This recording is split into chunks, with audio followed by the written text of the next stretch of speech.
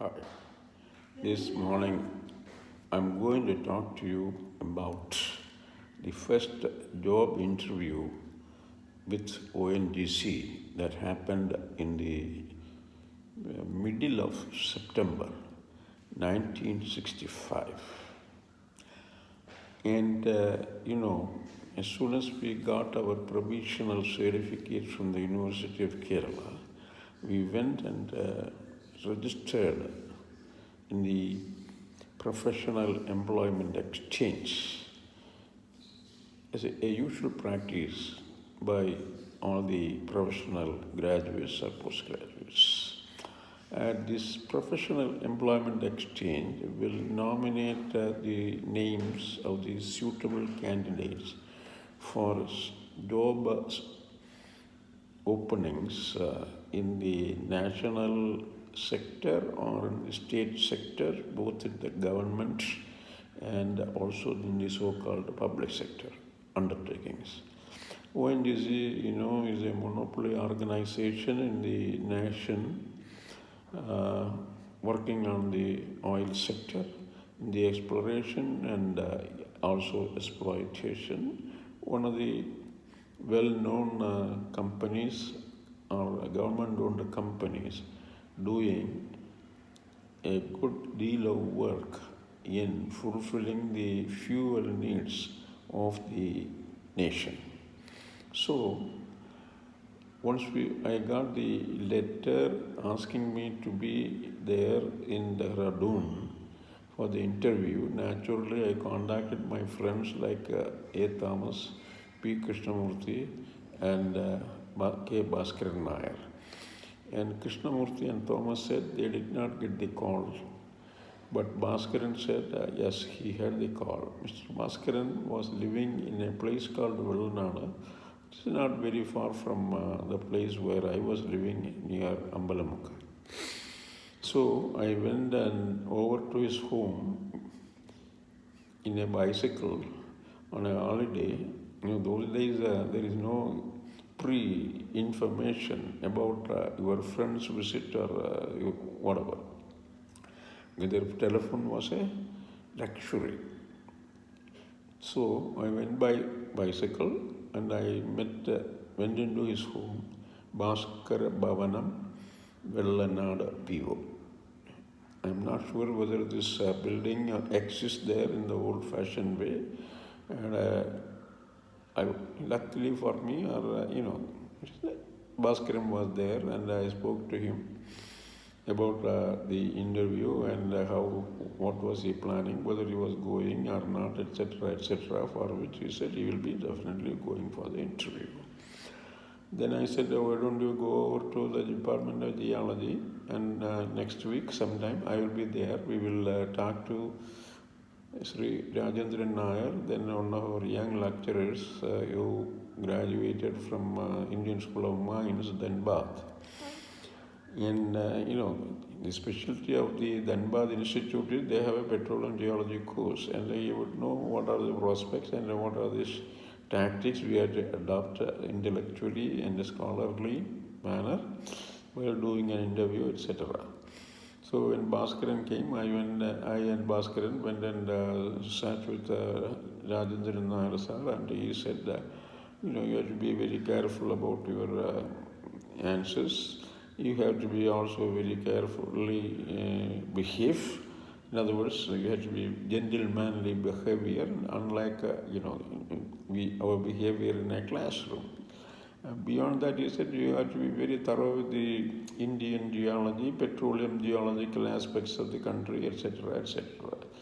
And we both of us jointly thanked Rajendran Nair, and those days Raju Philip sir also was sharing the same room in the department with Rajendran Nair, and Professor Raju Philip was actually just looking at what was going on and watching us about our conversation.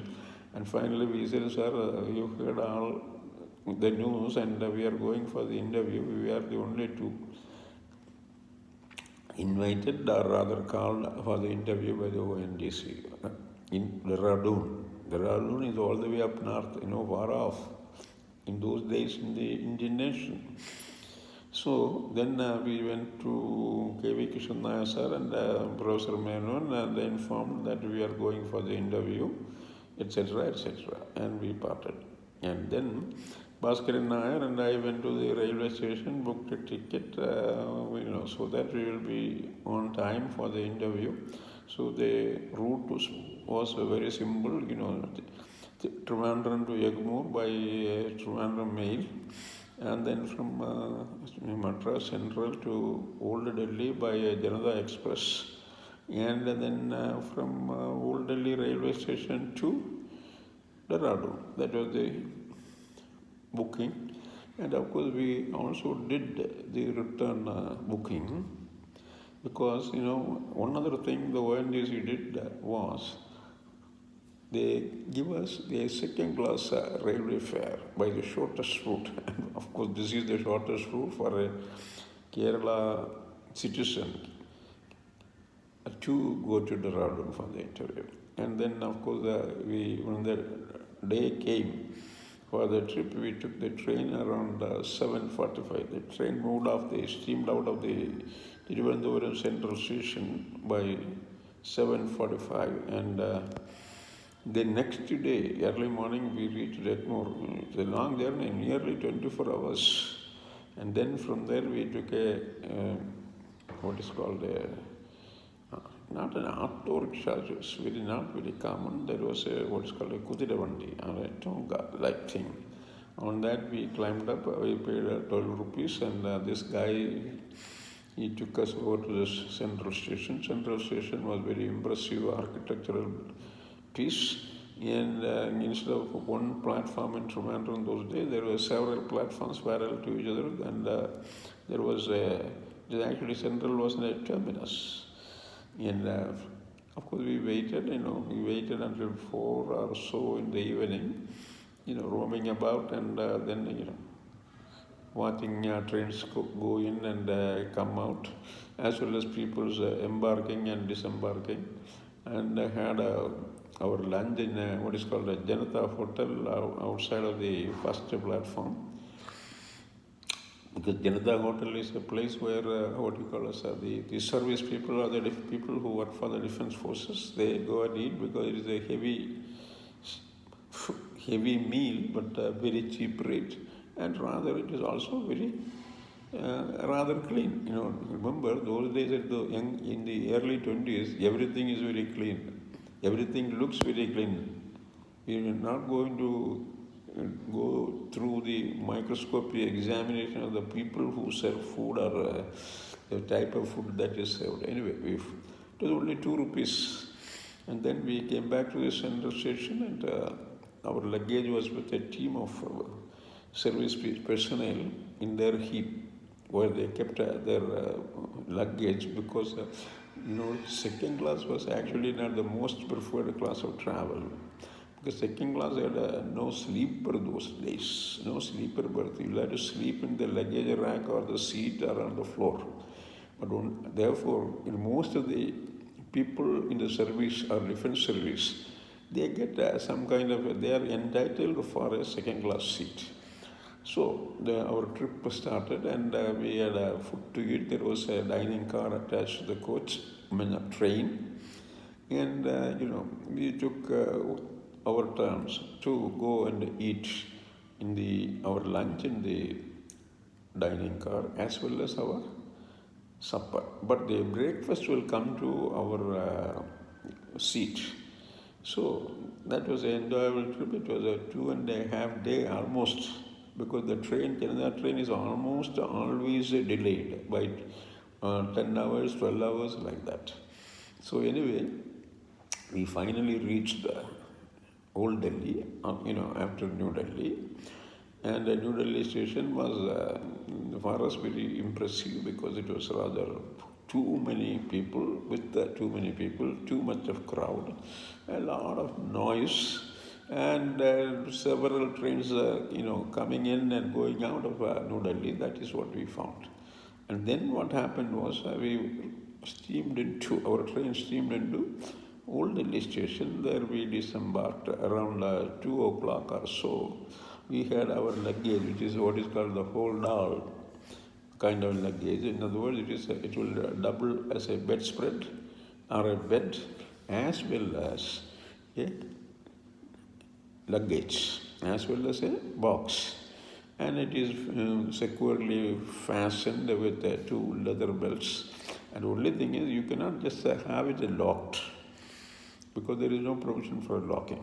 Because as well as anybody can lift it and run away. The kind of people who travel by train or who visit the train station for work or time pass, among them there will be some kind of tricky people who would want to run away with our luggage. But then when you go with a hold all, you are one of those people, according to their belief, I think, who are the poorest. The hold all will have only some used clothes and unused clothes, plus a bedspread. So this was taken, both of us took our hours and then walked into what is called the waiting room or the waiting room. Retiring room is a very posh. The waiting room is actually, what is the advantage? There will be several chairs and round tables, etc. All the chairs will be taken by the people who got into the room earlier. What you do is, there is an attendant and you give the ticket and register yourself, so that it is actually a process of verification that you are a continuing person. You are continuing your journey further from Old Delhi or the station concerned. So finally we went to the settled in the waiting room. Took shower, because we had not taken shower since we left Trivandrum, probably for the last 4 days. Only washed the face and cleaned the teeth, etc., etc. Nothing more. And then next day morning we had to start off our journey by say 6 a.m. And there was a shouting around 4 o'clock that all those people who want to leave too by the Dehra Dun Express, wake up, it is time to wake up, it is time to wake up, get up, otherwise you will, in Hindi and as well as in English, broken English language, there was an announcement by the caretaker, of course, nobody else, not through the public address system. Anyway, the public address will announce only, 5 or 10 minutes before the train leaves. Then, of course, we stood up in the line, leading to the toilet, to our, early morning rituals. And we did not even go for a cup of coffee. We got dressed up. We went into the platform where the train was waiting for us at 5 o'clock itself. And without waiting for the, what is called a passenger list, etc., we just boarded a coach which was meant for second-class travelers. So there, when we walked in, there were some military people, and we sat somewhere, because it is a reserved coach meant for only second-class passengers. So that was actually a good thing, because we did not have to worry about the missing of the train or not getting a space to sit or sleep, etc. Okay. Then the train left at 6 o'clock, steamed out because all the trains those days had only coal-fired locomotives and no diesel. Diesel was not practically there. Only Grand Trunk Express from Chennai or Madras to New Delhi, that it had a diesel engine. And believe it, the Grand Trunk Express was one of those trains, important trains, with a, what you call as a end shed. The entire train was air conditioned even those days. Very expensive those days to have a seat and travel from Madras to New Delhi, for example. And then once we went to Dehra Dun, following Dr. Rajendran Nair's or Rajendran Sah's advice, we just went fetched a Tonga and wanted that man to take us to what is called the Jain Dharmasala, where you don't pay even a single paisa for staying and sleeping, and they let you stay there for one whole week, 7 days. After the 7th day, they will check you out. And we went in there. We were very happy. We were received, and we had a very good, happily received us, the caretaker, and then showed a veranda where we will sleep with a cupboard each. In the veranda, there will be, for each cupboard there will be a cot, and there will be definitely a blanket of some sort given to us. So we enjoyed that space because that was great for us, for the very simple reason that we don't pay a single paisa. So this is the first part of our trip to Dehra Dun for the interview. The second part I will do it in the next episode. So thank you on this day of June 16th to 2020. Bye.